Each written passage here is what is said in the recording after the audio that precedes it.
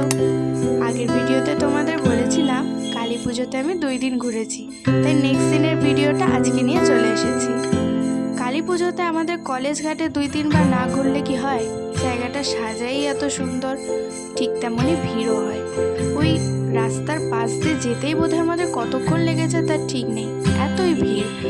তারপর বেশ কিছু ছবি টবি তুলে বাড়ি চলে এসেছিলাম। আর হ্যাঁ, এদিন আমি খুবই সুন্দর একটা শাড়ি পরেছিলাম, এই যে তোমাদের দেখালাম আমার লুকটা। নেক্সট দিন আমরা গিয়েছিলাম আমাদের বাড়ির কাছে। তো কালীবাড়িতে 2 বছর ধরে ভাইফোঁটার দিনে এই সন্ধে আরতিটা হয়, সেটা দেখার জন্যই এত লোকের ভিড়। সন্ধে আরতি